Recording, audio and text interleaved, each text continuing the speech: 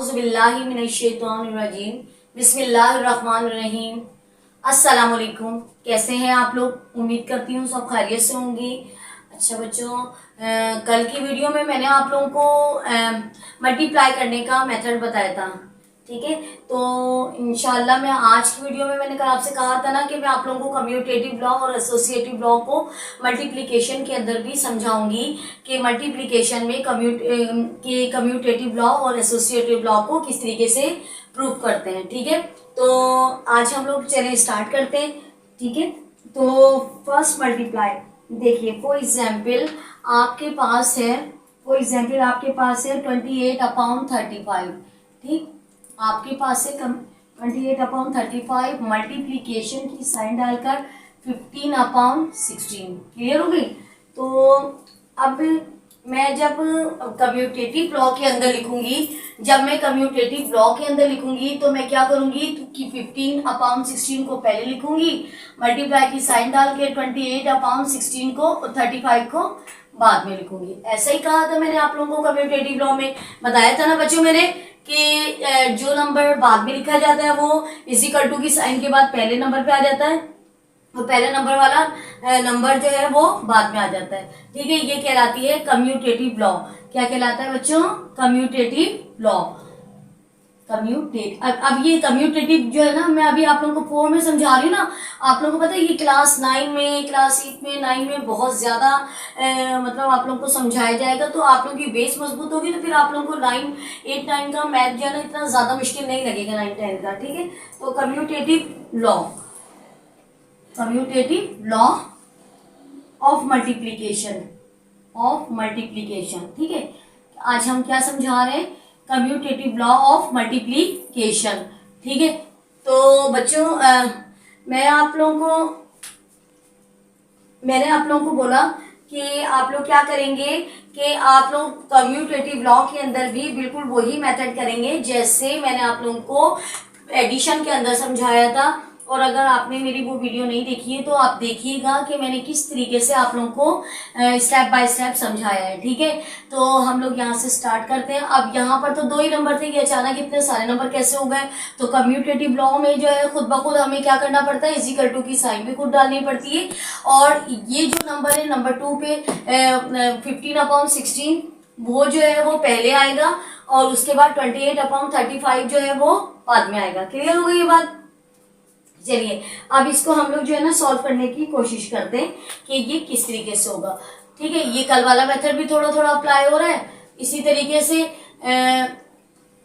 करेंगे, ठीक है। पहले हम लेफ्ट हैंड साइड को प्रूव कर रहे हैं, फिर हम राइट हैंड साइड को प्रूव करेंगे। इस तरीके से भी प्रूव होता है जब भी किसी फ्रैक्शंस और उसके दरमियान इक्वल टू की साइन होती है, तो ये जो पूरा पार्ट होता है वो लेफ्ट हैंड कहलाता है और ये पूरा पार्ट राइट हैंड साइड कहलाता है। क्लियर हो गई ना ये बात? तो आप लोग देखिए कि हम लोग किस नंबर से काटेंगे।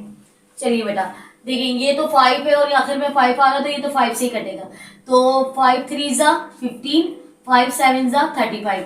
अब इन दोनों ने कैंसिल होना खत्म कर दिए, अब ये कैंसिल नहीं होंगे, ठीक है। तो 4 का टेबल पड़ता है, 4 है, 5 में तो नहीं आएगा, 6 में भी नहीं आएगा, ठीक है। 4 का 4 4 ज़ा 16, 4 7 ज़ा 28। अब 7/4 भी आपस में कैंसिल नहीं हो रहे, ठीक है ना। ऐसे ही है आप लोगों को। तो अब आप देखिए, अब ये दोनों ऐसे कैंसिल नहीं हो रहे, तो इसको ऊपर नीचे कैंसिल कर देते हैं। तो 7 से 7 क्या हो गया? कैंसिल। तो आपके पास क्या आंसर आया? 3/4। क्लियर हो गई? आपके पास आंसर क्या आया? 3/4, ठीक है। तो इसी तरीके का यही आंसर हमारे पास आना चाहिए राइट हैंड साइड पे। तो अब हम प्रूव करते हैं कि राइट हैंड साइड का आंसर हमारा क्या आता है। देखते हैं कि राइट हैंड साइड पे भी हमारा आंसर यही आ रहा है या नहीं, क्योंकि अगर ऐसा नहीं, अगर हमारा राइट हैंड वाला आंसर अलग आएगा तो हमने रॉन्ग मेथड किया है, हमने बिल्कुल भी सही मेथड नहीं किया। तो देखिए बच्चों, 15/16 मल्टीप्लाई 28/35, ठीक है। तो 5 3 ज़ा 15 और 5 7 ज़ा 35, 4 4 ज़ा 16, 4 7 ज़ा 25। 7 से 7 कैंसिल हो गया, तो आपके पास क्या बच गया? 3/4। तो proof that right hand side और लेफ्ट हैंड साइड आप लोगों का क्या हुआ है?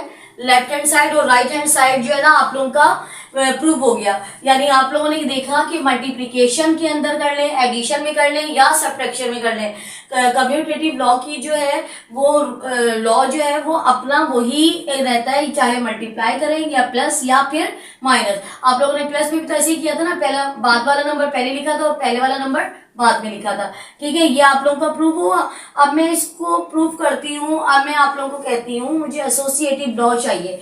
ठीक है, कम्यूटेटिव लॉ समझ में आ गया बच्चों। ठीक है, इसी तरीके से अब हम लोग स्टार्ट करेंगे एसोसिएटिव लॉ। ठीक, एसोसिएटिव लॉ के अंदर हम लोग क्या करते हैं, इसको डिफाइन कर देते हैं।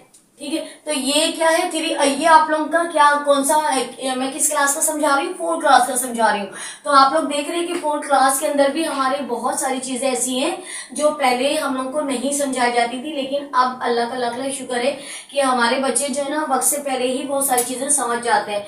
और ऐसे बहुत जीनियस है हमारे बच्चे, ये ऐसा नहीं है कि कुछ नहीं समझ पाते हो। ठीक है, तो associative law of multiplication of fraction, तो यहाँ हम लिख देते हैं एसोसिएटिव लॉ। ठीक है, associative law, associative law, associative law of multiplication. ठीक है, एसोसिएटिव लॉ ऑफ मल्टीप्लिकेशन। ठीक है, multiplication, associative law of multiplication. अब आपको पता है ना बच्चों कि एसोसिएटिव लॉ के अंदर में कितने नंबर चाहिए, कितने फ्रैक्शन चाहिए, तीन फ्रैक्शन अगर होंगे तो एसोसिएटिव लॉ को प्रूव कर सकते हैं, चाहे एडिशन में एसोसिएटिव लॉ हो या फिर सब्ट्रैक्शन में हो या फिर मल्टीप्लिकेशन में हो। हमें हर सूरत में 3 फ्रैक्शन लाजमी चाहिए तो हम इसको प्रूव कर सकते हैं, अदरवाइज हम प्रूव नहीं कर सकते। ठीक है, बात क्लियर हो गई। तो लेट्स अस कंसीडर्स, तो 3/5, 3/5, 7/9 एंड 10/21।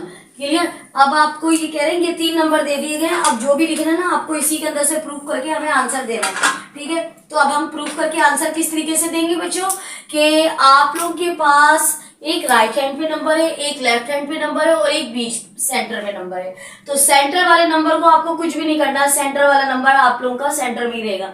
लेकिन ये जो लेफ्ट हैंड पे नंबर है इसको हम अपने पास से 3/5 मल्टीप्लाई की साइन डालेंगे और 7/9 मल्टीप्लाई बाय 10/21।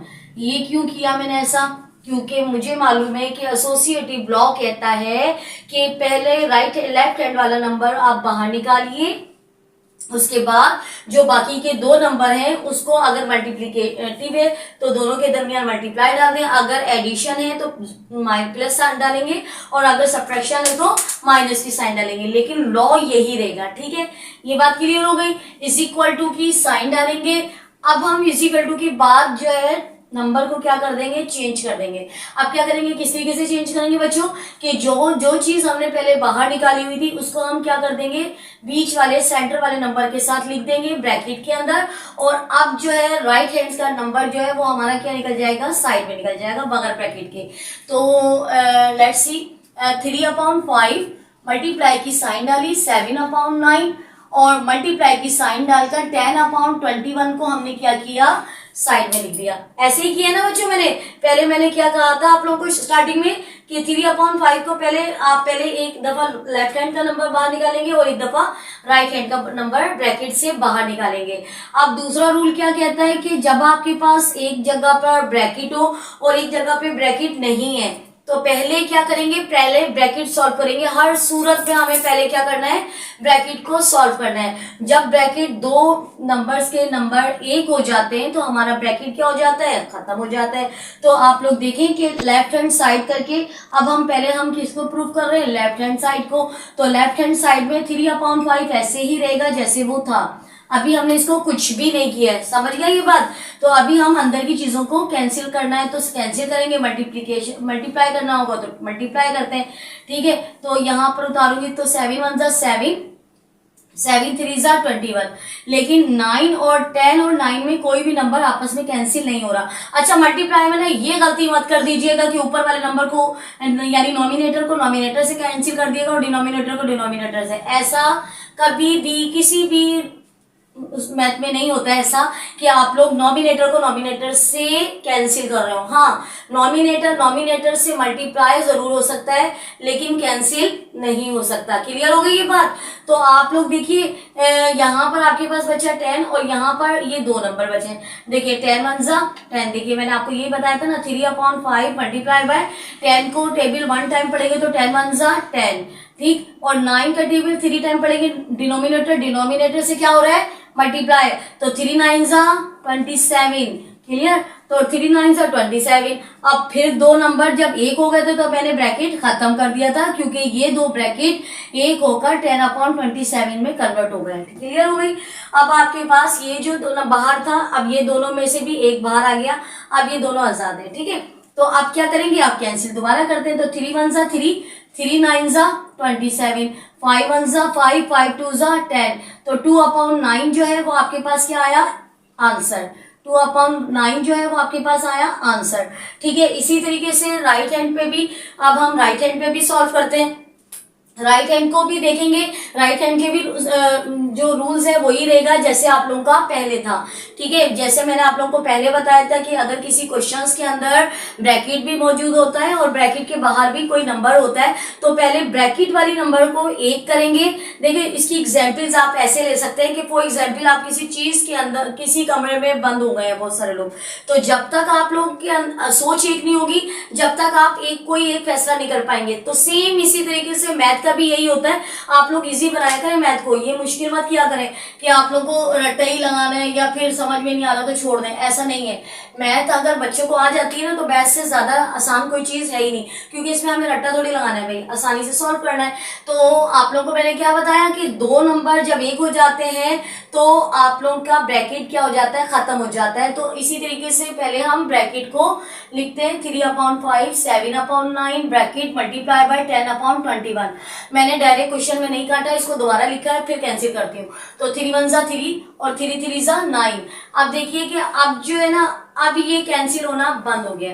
अब ये क्या हो गया, कैंसिल नहीं हो रहा क्योंकि 7 और 5 कोई भी ऐसे टेबल नहीं है जिसमें 7 और 5 एक साथ आता हो और कोई भी ऐसा टेबल नहीं है जिसमें 1 और 3 एक साथ आता हो। क्लियर हो गई? तो अब हम इसको ब्रैकेट को खत्म करना है, तो खत्म करने के लिए 7 1 जा 7/5 3 जा 15। क्लियर? मल्टीप्लाई की साइन डाल के 10/21 आपके पास नीचे बराबर में नीचे आ गया क्योंकि ये तो पहले से ही बाहर था। सिर्फ ये चीज जो है 2 नंबर मिलाकर एक हो गए तो ये इसका ब्रैकेट खत्म हुआ है। तो देख लें यहाँ पर भी खत्म करते हैं। तो 7 1 जा 7, 7 3 जा 21, 5 3 जा 15, 5 2 जा 10। तो आपने देखा कि 2/9 जो है वो आपका यहाँ पर भी आंसर आता है। देखिए 2 1 जा 2 और 3 3 जा 9। आपने देखा कि आपके पास लेफ्ट हैंड साइड और राइट हैंड साइड प्रूव हो गई। क्लियर हो गई बेटा? मैंने अभी तक आप लोगों को कोई ऐसी चीज नहीं समझाई है जिसके अंदर मैं पूरी पूरी एक्सरसाइजेज आप लोगों को समझा रही हूँ या फिर मैं आप लोगों को कह रही हूँ कि क्वेश्चन नंबर 1 करते हैं, क्वेश्चन ऐसा नहीं किया मैंने अभी तक। देख रहे हैं ना आप लोग? मैं एक्सरसाइजेज पे कब आऊंगी, जब मैं देखूंगी कि मैंने मैथ की हर चीज समझा दी है, तो फिर इंशाल्लाह मैं आप लोगों को जो है वो एक्सरसाइजेस के ऊपर भी आऊंगी, लेकिन वो क्लास 9 का मैथ, ये तो अभी छोटा सा मतलब ये तो आप लोगों की छोटी क्लास का मैथ है ना। तो इस तरीके से स्टेप बाय स्टेप हम लोग चलते हुए जब अभी हम 5 क्लास में जाएंगे, 5 से 6 में, 6 से 7 में, तो बहुत सारी चीजें हमें देखने को भी मिलेंगी और हमें सीखने को भी मिलेंगी। तो उम्मीद करती हूँ आप लोगों को मेरी आज की वीडियो पसंद आई होगी। बच्चों मेरी तबीयत थोड़ी सी खराब थी लेकिन मैंने आप लोगों के लिए ये वीडियो बनाई है, तो प्लीज सब्सक्राइब तो बनता ही है, ठीक है ना। तो मिलते हैं कल की वीडियो में और अल्लाह हाफिज।